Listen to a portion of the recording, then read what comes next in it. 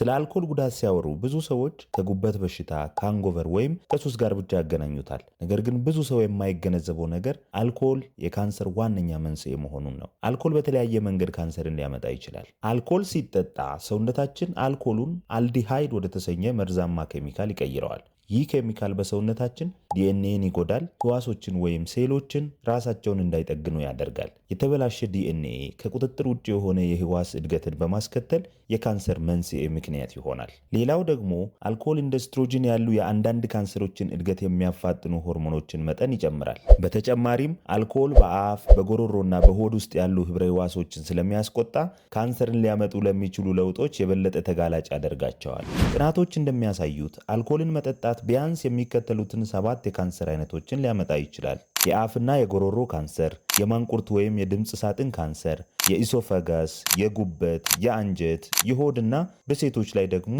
የጡት ካንሰርን ሊያመጣ ይችላል። አልኮል ካንሰርን የሚያመጣው በከፍተኛ መጠን ሲጠጣ ብቻ አይደለም። ሞዴሬት አልኮል ዩዝ ወይም አልኮል በውስን መጠን ሲጠጣ ጭምር የካንሰር አደጋን ሊጨምር ይችላል። በብዙ መጠን ሲጠጣ አደጋውን በዛው ልክ ከፍ ያለ ይሆናል። ይህ ማለት ካንሰርን በተመለከተ ምንም አይነት ጤናማ የአልኮል መጠን የሚባል የለም። በብዙ መጠን ቢጠጣም በትንሽ መጠን ቢጠጣም ካንሰርን ሊያመጣ ይችላል። የካንሰር አደጋው የሚጠጣውን የአልኮል አይነት አይመርጥም። ምክንያቱም የካንሰር ስጋትን የሚያመጣው በሁሉም የአልኮል መጠጦች ውስጥ አክቲቭ የሆነው ኤታኖል የተባለ ንጥረ ነገር ነው። ቢራ፣ ወይን፣ አረቄ፣ ቮድካ፣ ጂን፣ ውስኪ፣ ኮክቴል፣ ሁሉም አይነት አልኮሎች የካንሰር አደጋ ተጋላጭ ያደርጋሉ። የዓለም ጤና ድርጅት እንደገለጸው አልኮል በየዓመቱ በዓለም ዙሪያ በሚሊዮኖች ለሚቆጠሩ የካንሰር በሽታዎች ምክንያት ነው። ነገር ግን የሚጠጡትን የአልኮል መጠን መቀነስ ወይም ሙሉ በሙሉ ማቆም የካንሰር ተጋላጭነትን ለመቀነስ ሊወሰድ የሚገባ በጣም ውጤታማ እርምጃ ነው። ለእንደዚህ አይነት ጠቃሚ የጤና መረጃዎች ይህን ቻናል ሰብስክራይብ አድርጉ።